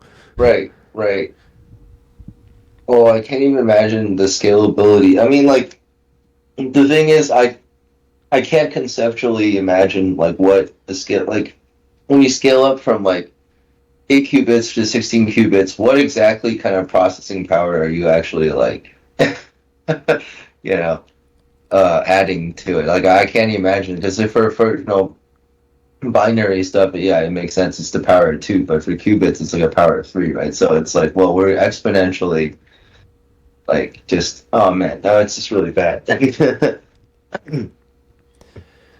Right, yeah, well, we shall see, and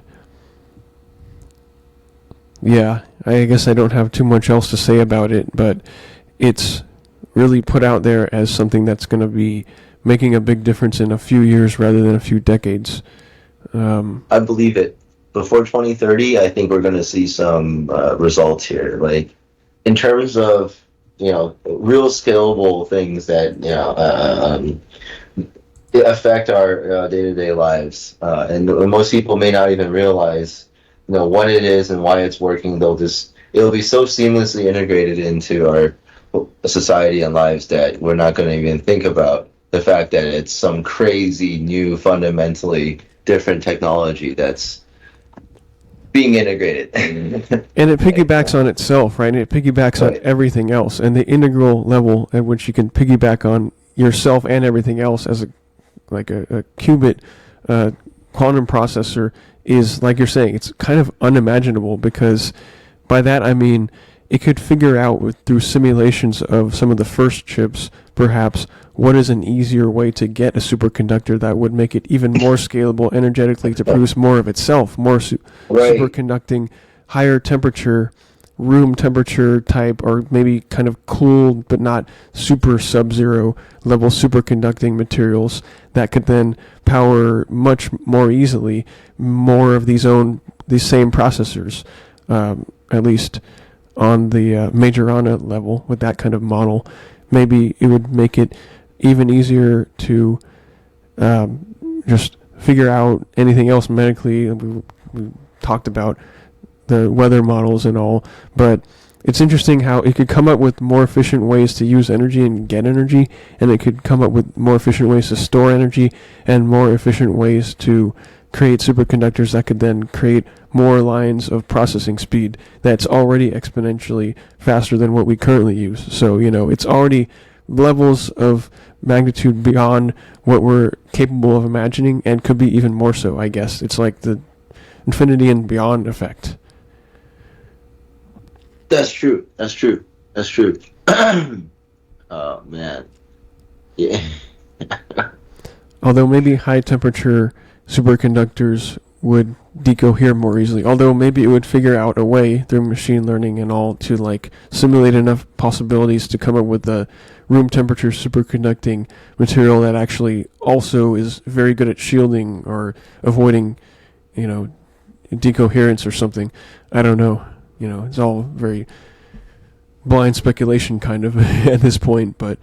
Well, no, I mean, you're right. I mean, you use it to figure out how to make a better version of itself, I guess, because, I mean, I think quantum, even the most rudimentary, or a single digit quantum bit processors are already, way beyond what humans can possibly perceive, in terms of possibilities. So we basically have to rely on it to define better versions of it, and then just trust that, oh yeah, it's probably better. I mean, based off of our human perception of what this thing is, it's always just going to be well beyond what we can already do ourselves, right? I forget what the name of that concept is, but when it's far enough detached from your level of intelligence, any incremental increase in that intelligence, even if it's tenfold, will feel like nothing to you, because you already have no perception, no resolution on no feelers on how it is to begin with. So even if it becomes a million times more intelligent relative to what it was when it started, you won't notice a difference, essentially, right? Right, because it's all in the back end levels of incremental increases in processing capabilities that will allow it, as we keep on saying, to exponentially increase its level of cohesiveness with its own understanding of reality, whatever that means. Its own interconnectedness to more parts of reality. And our whole understanding of reality is dependent on our own, theoretically it's dependent on our own brain's level of interconnectedness with itself, right? So that kind of plays right into it. And I think there is a overall net positivity, and I'll bring up Elon Musk again because he went on another podcast with Joe Rogan, for the second time recently, since right before the election he also did this. But he also did it yesterday or something, and he had about an 80% odds on the idea that the future is bright. So he's calling a likely good outcome on the entanglement of all these technological developments of quantum computing, AI, and crypto, whatever else is going on in the realm of technological development that he is also at the forefront of leading. And it just sounds interesting because there are those of us who are naysayers, who are doomers. I'm kind of one of them, although I think I'm a doomer in a way, kind of for the majority, unfortunately, or maybe 50-50 at least. But there's going to be some good outcomes that some of us will enjoy if we are lucky enough to be skilled enough and lucky enough to see it happen, I guess, for ourselves. So I'm kind of dooming because what if, right, there's quantum computing just makes us more entitled, because maybe now I type and I used to have to spell stuff correctly in a word search in Google and whatnot, but now it autocorrects. And I used to have to finish the word at least, but now it knows what I'm thinking, and it could, finish the last couple words on my thought or whatever. And maybe eventually we'll get so lazy that now I want to just know what I'm thinking enough so that I don't have to even type, I can just get a chip implanted in my brain or Neuralink or whatever, and I can just think stuff and everything will happen around me and I won't have to do anything anymore, and we'll have enough computational power to achieve that, and we'll be able to do everything we want, just assuming some kind of energy input that's efficient enough that as soon as it starts, we assume it's going to go on for the rest of our lives. So is it possible that we should be dooming still with all these technological developments, because human laziness will always rise to the occasion of the level of human development enough that the more and more of us consumers or whatever are going to misunderstand the full power of what's going on enough to realize that we're still getting duped by it, and like lowering our level down as it rises, kind of to maintain that equilibrium level of human character, like not getting any better. You know what I mean? Yeah. No, with that said, I think I'm always going to be kind of a doomer, quote unquote, in the same sense of what you're saying, except with the caveat that everyone should have the ability to think for themselves and assess the situation of, just the news and the relationships around them, to decide what their true standing is deep down, without just going with the masses kind of thing, right? But in a sense, I'm also a doomer because I know that majority of people aren't going to do that. That they're going to just emotionally, blindly pick a side, whatever feels good. So in that sense, I'm a doomer. But I do have hope, right? Because if everyone truly believes in freedom of thought, freedom of speech, then they should also realize and remember that they have the ability to, do what I just said, which is, not necessarily have to go with the wave that everyone else is going with, but, to make their own logical and intelligible opinion about the things that are happening around them, and then go from there. So yeah, I guess not really a doomer, just basically what I believe people should be doing, what they always should have done, which is just assess everything for what it is, make a call, right? But because that's not what's going on, I guess I'm a doomer. Yeah, so there. Yeah, I guess. And you meet a lot of people who are always very excited about the technology, and maybe, they like VR, they like these foldable screens, and they're always going off about the latest convenient consumer technologies, like these foldables and wearable whatnot, and want to use the latest VR, but at the same time they're kind of doomers because they know that we can all be taken over by our addictions and whatnot, and that any corporation is going to want to get as many people addicted to its products as possible for that endless revenue source.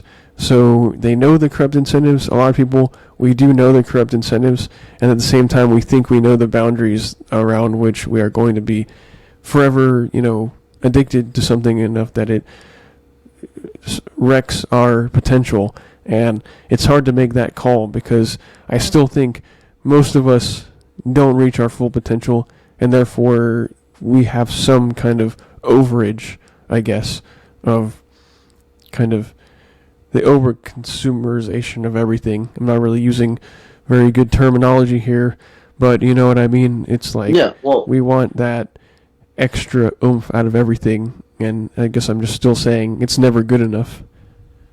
Well, we overconsume. We always want what's the latest, hottest product now, but we don't realize that the best way to build self-worth isn't to get the newest thing all the time, but to actually save it, invest it, and let that grow, and then eventually take that out and buy like something way bigger than you ever could have imagined, right? So the instant gratification thing comes back, but it it is that. I mean, well, once you zoom out, once people can zoom out and realize the bigger picture, they will probably invest, but most people don't invest, right? So the fact that most people don't do that, most people just go for instant gratification, live by the paycheck kind of thing, it makes me a doomer. Because if the majority of the people in the nation, like, a lot of people in Europe, like they invest, right? They like, I can't state the nations right now off the top of my head, but like, Switzerland probably, and definitely Liechtenstein.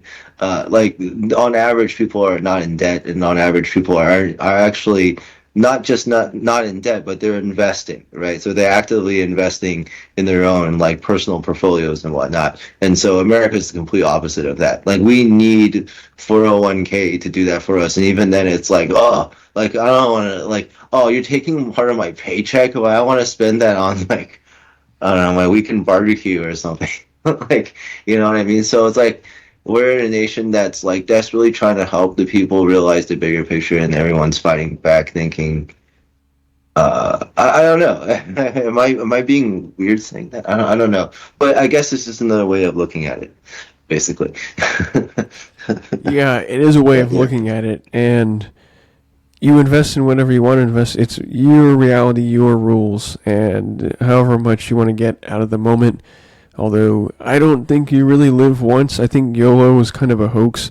I think Right. you live however many times you say you live in a way, which sounds very broad, but by that I mean you kind of live about 20 or 30,000 times. Whenever you wake up, you're kind of living another day. It's another spawn of yourself you get to live through that day. So you live like, I don't know, 30,000 times is a way to put it, or so, approximately. Or you kind of live infinitely because your influence will live on however long humanity still lives on, and that might as well be infinite, which, again, is the Elon Musk principle of, well, we could reach for the stars and colonize Mars, and we could be a species that maybe evolves into and until the heat death of the universe, which, I don't know, could be however many years we can survive star birth continuing for a Google years or whatever, however long that takes. I mean, it's kind of unlimited how many times you do live, and you also can live as if you are every other person, in the sense that as you gain more experience and you do more things, you kind of gain more empathy for everyone else, and you understand more of what it takes to do everything that everyone else does. You don't understand all of it because you're not living everyone's lives, but you take in as much as you can, and you tend to empathize more over time, in my opinion, as you gain perspective. However, strangely, I would say maybe the opposite is true for sympathy, because as you understand more about people's perspectives, maybe you sympathize with their perspective, but you also realize that everyone needs to support themselves or be granted the luxury of being treated with grace, of being given more than they deserve, which is what grace is, right? Giving people more than they deserve by being nice to them, rather than justice, which is giving people just exactly what they deserve, Mm. right? So, I don't know, I guess as you grow older, the tendency is people usually get more conservative over time and crystallize in their values into something that they can not any longer have that angsty teenage phase in. They kind of solidify their values and know what they want, know they don't need any more than that, and work on maximizing their own fulfillment from working on what they truly want, which is for themselves. So I guess what I'm saying is, in a way, in life, your empathy goes up over time, but maybe your sympathy goes down because you realize that a lot of people are getting away with being entitled to more than they actually deserve, because we can't all really provide everything that we have for ourselves. Sure. Yeah.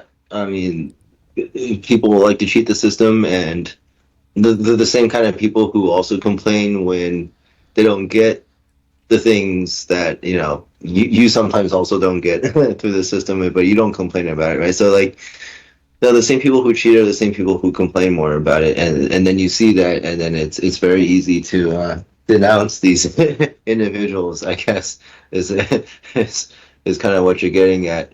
And Yeah, that's is part of the whole doomer mentality, I suppose.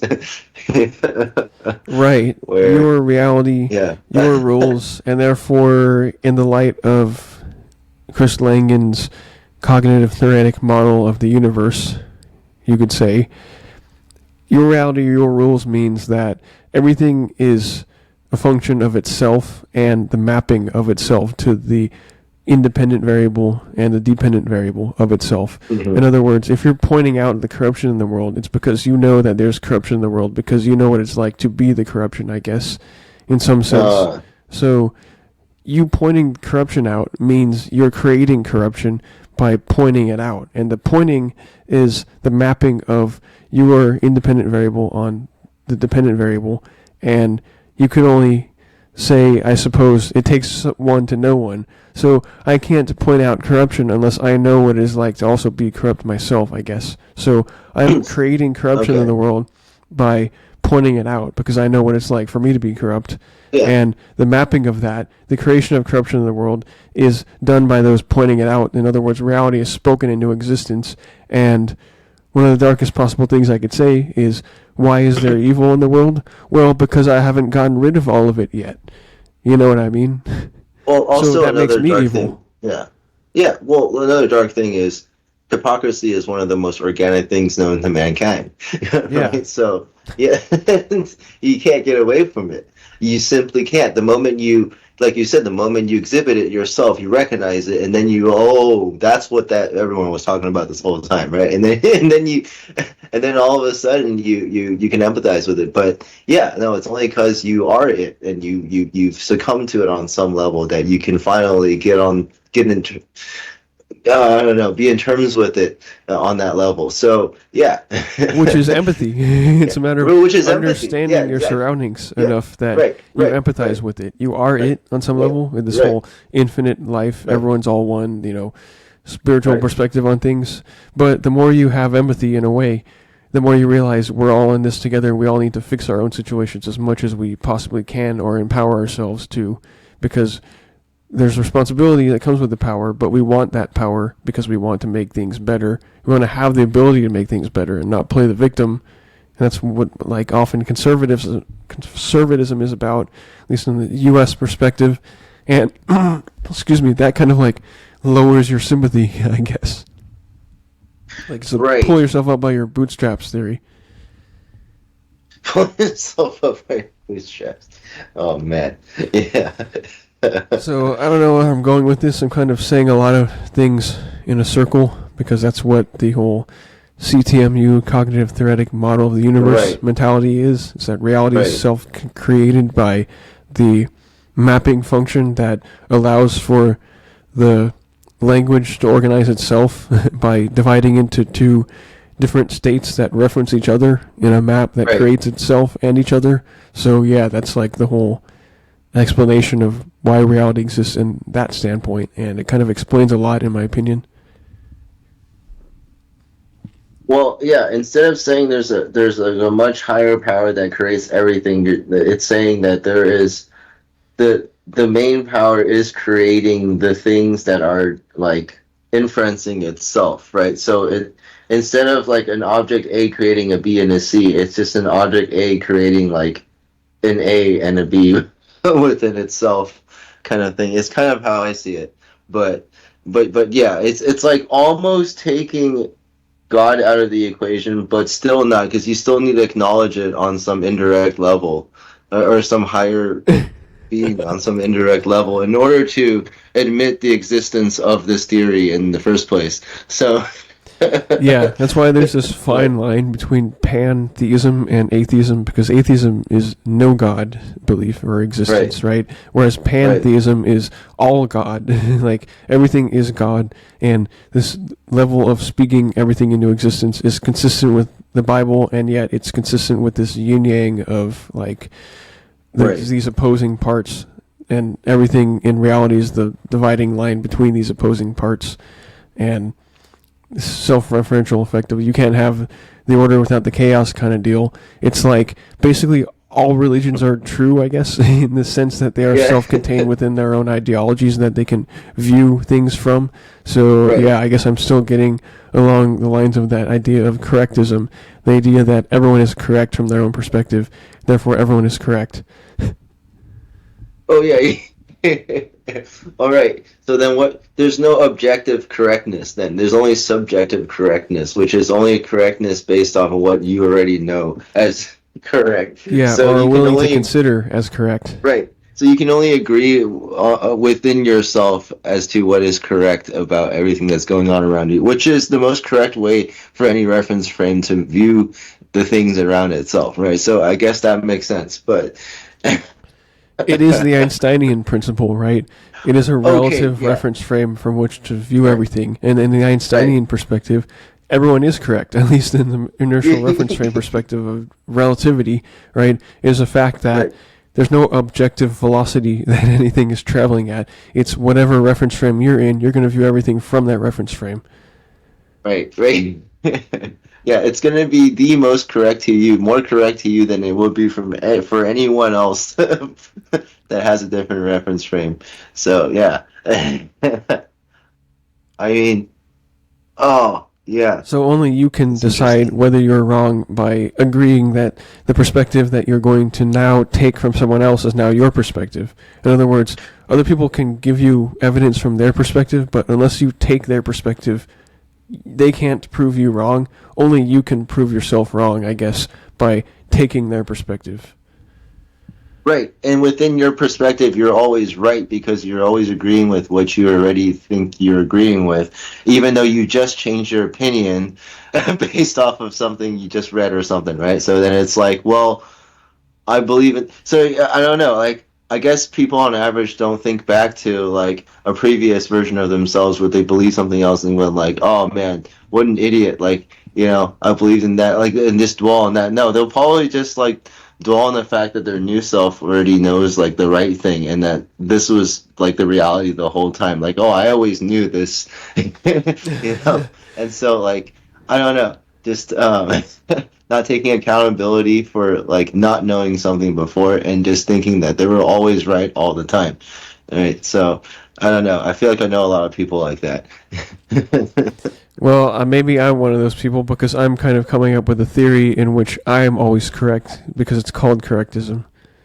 And Oh, sure, me but you're proving proving that myself is wrong, correct. yeah, but Right, it's an right, explanatory framework. I'm explaining right, right, the rest of reality and people's viewpoints by pointing out that we gain more knowledge over time and then we integrate the knowledge that we choose to correct ourselves with to interpret ourselves as still correct and gain the bigger picture that we think we're getting at. So we're always thinking we're expanding our perspectives. And that also has to do with kind of relativity or the light cone or cosmology somewhat anyway, right? Where it's like right. we're gaining more perspectives because more information is being flung at us and we're perceiving it, whether it's photons or whatever else, mechanical vibrations and sound waves and stuff, right? But hopefully our perspective gets bigger over time. But if what I'm saying is true, then we always are thinking it's getting bigger over time. So everyone thinks they have perspective on things, but it's like, do we? I guess if we try, then we will continue to gain more perspective. But we have to always try, is the thing. And that's Right, required for self-improvement, which we should all want. right. I mean, we can't assume that just because the information is out there that we have attained it and we can absorb it. We have to actively go out, chase it, and actively absorb it, I guess, and then and make it part of our own perspective, essentially. But yeah, most people don't do that. Like at least not as thoroughly as you wouldn't do it. I mean, you and I at least. I mean, for sure you. But yeah, in a world where everyone looked at things as skeptically and perceivably unbiasedly as you and I would, like, I feel like, yeah, I wonder what society would it be like in that case if that would have worked out, right? If it was a world full of people who thought like us, would there be another balancing force that would completely, like, counteract everything that it is that you and I are talking about? Even if, like, the whole world thought the way you and I did, there would probably be an equal balancing force on the other side, opposing force, that would balance this out. You know what I mean? Like, this won't win for long. Well, maybe I would have to balance out myself, because what would happen if everyone thought the way I did is there would be eventually, I guess, I'm not saying exactly like I do, because I say there would be a lot more conflict, because we would have to tell it like it is and realize on the skeptical level that we would have to sort out our differences on real-time levels and not go along to get along. I don't know. It's like once you state the reality, you're going to be stating realities of different perspectives, of which different perspectives are going to agree on different pieces of information indicating different causes and, ways to do things, or operating procedures or whatnot, ways to go forward. So if more people took a skeptical perspective, like I tend to, on going along to get along, like if everyone around me thinks something, oh, it must be correct. But from my point of view, if everyone around me thinks something, it's still like, well, is it correct? I mean, right. More people can be wrong than right still. People, the whole point of being right is to survive longer, basically. So is it possible for a whole bunch of people to die and one person to survive? Yes, of course, right? We know that that's possible. Right. So therefore, Right. It doesn't matter how many people in a crowd think a certain way. I'm still skeptical of them, Maybe that makes me an odd one out in my society, because I'm hyper skeptical of anything, because I have that question anything type mindset, question anything, including science and religion and everything in between, because part of it is all on the same line of truth value of, well, it's got to be true in some sense, but how much of it can we consider, how big of a margin of error is it to inform our decisions? I don't know, which makes me like hyper skeptical of everything. Meaning, if everyone thought in that hyper skeptical manner, maybe society would be worse off. Maybe if everyone was like me, we would be worse off, because we'd always be fighting out our minuscule differences of not knowing when to go along with the crowd, and maybe it would be less cohesive. I don't know. Or maybe it would be better, because we would weed out more of the people who were not essential enough to rely more on kind of individual like attempts at objectivity and critical thinking, enough to realize that maybe only 50% of the government is needed and the rest of the people need to be laid off or something, like Doge. Oh yeah, interesting. So it's like we can't have the same mindset. Basically, everyone can think like you and me, because we already identified that not everyone can identify with the same one mindset in order for things to go well. It doesn't matter what that mindset is, right? So basically, we always need to be in a state where we have people like you and me who try to think outside the box, try to be unbiased or whatever, and then intermingling with a society that thinks otherwise. Basically, that will just take information at face value, like the first time they hear it from the first the media source that they hear it from. And I think that somehow is that yin-yang effect of like still being the best balance, right? It's like, well, you can't have all these super quote-unquote woke mindsets out there, because that will probably still clash in the end of the day on some level. But you just need a balance of believers and disbelievers all the time, basically. And when you have that, we'll always have, basis for these kind of discussions, I suppose. Yeah, it's really hard to know exactly how anything would be if anything were changed, basically. I mean, on that general level, it's hard to know, because everything causes everything, effectively, and there's no one cause, which is why conflict exists, because we can disagree on who caused what, because are all causing things on incremental levels, and we're just disagreeing with the magnitude of that, basically, to ascribe responsibility and give out punishments, right, and legal penalties on things, right? Who's at fault? Well, technically, if you removed any particular event in the past, then it's all up for grabs because of the butterfly effect, right? Humanity wouldn't have existed maybe without the asteroid 65, 66 million years ago. Maybe a different species would have evolved, right? It would be a different biome. Maybe we couldn't get quite as dominant of a species, position our level of control over our environment. Maybe we would have had to look different and live in little caves and not come out into the rest of the world. Maybe it would have been impossible. This or that. It's like you can ascribe a lot of blame to a lot of things, and it's hard to like speculate on what we're talking about, right? But it's interesting, nevertheless, and I believe we're going to go ahead and call it there. We've been on this for a while, but it's been a good couple hours at StatGDP. And do you have any final thoughts? Where's my couch? Nope. No. This is Where's My Couch, and gonna have to say peace out. Yeah. Well, thanks for joining us, whoever's out there. This is Fool Me Twice. This has been StatGDP from Atoms to Ethics on another episode, and we will see you next time. Signing out.